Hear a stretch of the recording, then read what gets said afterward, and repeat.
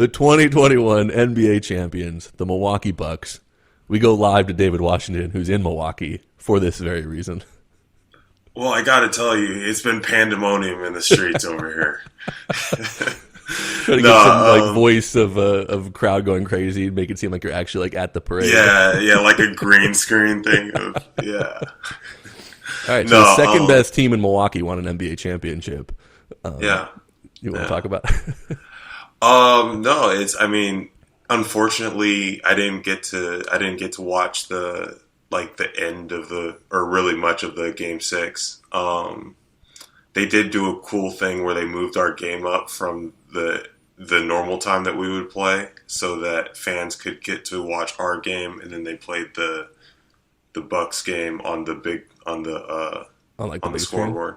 Yeah. No offense, but I got to ask, how many fans were in attendance to your game? It was a little bit lower than our normal Tuesday. I'd like to talk to those people. I'd like to know where they're. No, I mean it was it was. I was kind of judging the people that were there, like y'all are lazy because there's somewhere better to be doing this. But it was cool, man. It was. I'm stoked for the Bucks. I'm stoked for Giannis. He proved me wrong. I believe I've been recorded on here, kind of saying that maybe he's just not a championship guy. Right. Which, obviously, that's just incorrect. So we were literally wrong. Yeah. It's nice to be humble. Much. It's nice. It's nice to every once in a while just not be right. Now, I stand by, and I will die on this hill. I still believe, obviously, if everyone was healthy and everything went according to plan, that they would not have gotten past the Nets. And, then we're talking the same story where it was a second-round exit after. Now, that's not what happened, as my co-host loves to say. If my aunt had a dick, she'd be my uncle. If my aunt had a dick, she would be my uncle. No question. And I think that's why my argument for teams, when there is, super teams, and then you have that second tier of teams that are really good, and it's I don't know if they can get over the hump of the super team. Should they, just blow it up? I'm no, I think there's value in being a great team and then being able to strike when one of those teams, loses a guy or two, and that's ultimately what happened. And that's why it's not taking anything away from the Bucks, saying that I think, had everything been even, the Nets were the best team in the East. I mean, how far? They're not the Nets, right? But how far removed is Milwaukee's big three from, some of the other, quote unquote super teams, if you will? Well, I think I'm assuming you're meaning Giannis, Chris Middleton, and Drew Holiday. I think one of the things which is interesting with the Bucks is that, I don't know, maybe you could throw Brook Lopez into that, he plays a key part. They have a lot of really good players. Well, that's what I don't know if they have a big three. They have. I think so. I think they have three pronounced best players. So I'll say of that big three, because there's less big threes now. Nets are really the only team I feel with a big three. I feel what started becoming more popular is having a really big two, essentially. Two big superstars. Right. That that's what the Lakers did. That's what the Clippers did. Warriors when Clay's healthy, and the idea is getting at least two superstars. So that's what I would say. Going on that, I think Draymond's a superstar. Okay, I'm moving past that. I think the problem that people always had, or the criticism with the Bucks, was that you need two people to play like superstars, at least in the playoffs, for you to have a chance at winning, and players that are actually superstars have a better chance of playing at superstar level. And that the criticism was always on Chris Middleton, that he was not playing like a superstar in the playoffs. Is that he was an all-star, he was a great player, but in the playoffs, it was the Giannis show, and Chris Middleton wasn't really holding his weight in becoming that superstar to help them win. And that was ultimately what was holding them back, and not taking anything away from Giannis, but Chris Middleton, I think, in this whole playoffs, played like a superstar. So while they proved a lot of people wrong, me and you included, I think part of that criticism was people always saying, well, if Chris Middleton played this way, they would probably be a championship team. And I think ultimately he did play this way. So when Chris Middleton's playing at that level, I would say, yes, there are two superstars. And, I'm a big Drew Holiday guy. So if you throw Drew Holiday in there, yes, it is closer. I think the consistency of Chris Middleton playing at that level has not been what other teams, big three or big two, whatever it is, was. So that's what I would say on that. I got that as a brilliant analysis. I concur wholeheartedly. Well, because I think because I was making I was about to say I was making a point, and this is just me having conversations with myself because I'm crazy. But I was thinking, I was like, listen, obviously Giannis is their best player. Giannis, and the way it is now, the best player on the team that wins the finals is winning Finals MVP, and he deserves it. But part of me was like, I think there's an argument for Chris Middleton to be the MVP. Now, this is before Game 6. But, because I was like, he was just that instrumental it was kind of like I thought at times, like the old Lakers of Kobe and Shaq, where, Shaq was a dominant force, but as the game went down, it was like, hey, Kobe, I need you to finish this kind of thing. Right. You're the get the bucket, take over. And I thought the Bucks kind of had that, where Giannis dominated, he dominated physical force, all that stuff, and then Chris Middleton, I need you to create your own shot and hit some shots here, so they can't just foul me and send me to the free throw line, basically. Right. And I thought he did that, where in the past he hadn't really done that.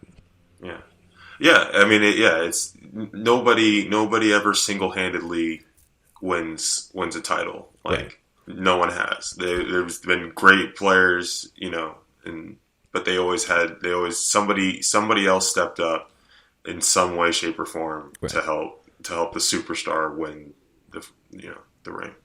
Because it's a team sport. Even though people like to compare players based on how many team wins you get, which makes no sense to me. Whoever wins most championships, you're better than this player because of this team was better than this. And the conversation's already started. I see it now. Is Giannis now the best player in the game? First of all, it needs to be said, just so it's very clear I'm not getting on Giannis in any way, that closeout game to win a finals is arguably one of, if not the greatest, closeout games, maybe, of all time. I mean, as dominating fashion as it gets, he was incredible. But it's still a team sport. It's a team sport. And he didn't single-handedly beat the Suns. Yeah. And I'm just saying, if you think Giannis is the best player in NBA, I don't think there's anything wrong with that. I guess our point is just the reason can't be because his team wins, I guess. Like, obviously, he's a big part of that, and it matters. Playing great in the biggest moments matter. But winning a championship is a team effort. Everyone involved, is a part of it. Brook Lopez played huge minutes. My ex-teammate Pat Connaughton made some big shots. Like everyone played good. Drew Holiday defense. Chris Middleton. We go through the entire list. Bobby Portis was incredible for them. Like it's a whole team effort. That's why in anything saying one guy wins this championship or when they talk about the super teams, this guy, even with Giannis now in the Bucks, it's like, well, he won on his own. Like nobody's ever winning on their own, Michael Phelps wins on his own. Simone Biles wins on her own. That's a solo sport. Didn't Giannis kind of throw like a little I didn't go to a super team to win. Right. I was like you have a point, but you also did a great job of getting pieces around you. Right. Like it wasn't like yeah. That's the other team with super teams. Is like who defines a super team? Like they made a huge trade for a max contract guy in Drew Holiday, essentially in the offseason. Like that's a big move. They were a great team. They were like a 1 seed type team, and you acquired a great player with that. Is that not building a super team? Like I don't know. Like who just and then he goes into someone was like, well, it's not a super team because they don't have one player that was a lottery pick, like of their team. I'm like, well, that doesn't matter. Like. You could make a team of all lottery picks and they'd be the worst team in basketball. Like sometimes lottery picks are terrible, Also, like isn't it is kind of funny. It's like the point is to make a super team. Like right. we're trying to win. Right. And the difference of when it's like homegrown as opposed to, you sign free agents or whatnot. Because that was the other thing also I always said about the Warriors. They were a super team. It's like they just drafted guys that not like super high that essentially just other teams didn't want. Like 6 or 7 other teams could have drafted Steph Curry and I think Clay was like a 10th or 11th pick, and then Draymond was a second round pick, and Sean Livingston. Nobody wanted Sean Livingston. It's like they just added guys that nobody else wanted, and they made it work. Why is that? Then they added KD, and that's not fair. Because they had money, because they weren't a super team, and they needed a small forward, and the greatest one in the game became available, and they offered him a contract. Smart business play. That's what you're supposed to do. Yeah. All right, transition a little bit. Would you say you're upset? I know you're not the biggest Chris Paul fan. Would you say that you were happy with the fact that he did not win a championship? No, I think I've gotten to a place of acceptance with Chris Paul. I think I have. I think I've gotten to a place where I can just like he's old enough now where I can be like, yeah, that's Chris Paul. You know what I mean? Like before I wanted to change him, whereas I don't think I do know what you mean. I don't know. Like, he doesn't bother me that much. I'm just like, I hope good things happen for him. He's done enough now in enough different situations and won enough games and played well in big moments enough to where I'm like, regardless if I love his style of play all the time or not, like he is an all-time great player. So I've gotten to a place where I can appreciate that. And it wouldn't have bothered me if he had won. I found myself, because I feel like we've always felt pretty similarly about him, I did find myself a little bit rooting for the Suns. One, I'd predicted that they'd win. I enjoy being right. Right, of course. And two, I was also like for Chris, because to me, I thought it was a bigger deal for the Suns.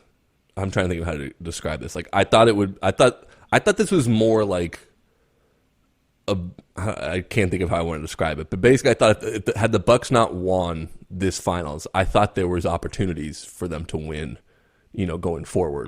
This isn't the end. This isn't the end for the. I don't necessarily see that for the Suns.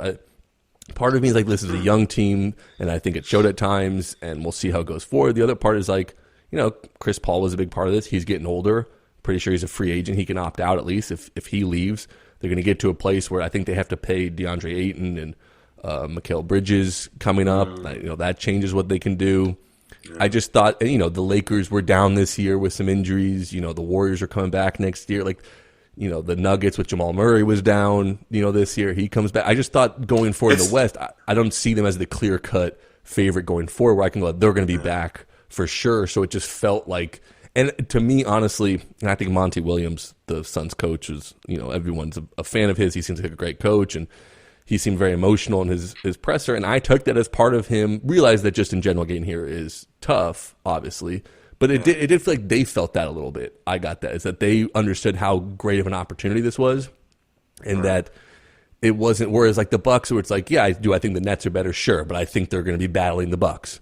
Like I think the Bucks are going to have a chance to kind of get back here because Giannis is still only 26. And I don't know how old Middleton is, but they have room to go forward. Now they have that championship pedigree. Whereas I just felt like this was kind of the year for the Suns, if there was going to be a year, and I'm not as confident that they're going to be back going forward. Yeah. They're in a tougher environment, and they're not as sustainable, you think. Right. I think Chris Paul, for Chris Paul's sake, I thought this was kind of his.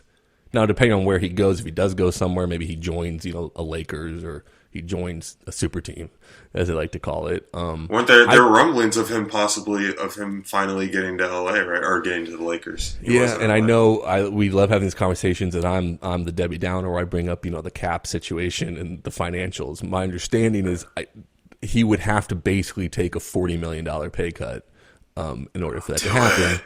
And people love talk about other people's money and what they should do and how everyone would turn down $40 million for a ring. He's already made so much. Yeah, just do what the people want. Right. Give us the So that's my understanding the of LeBron what and happened. Chris Paul show. So, I think that was more people being like, he could do it. I just don't know how realistic that would be. Yeah. Did I see something on like LeBron just recently becoming the first NBA player to make $1 billion? I did see that. Well, I don't know, because I thought Michael Jordan was. Maybe like current.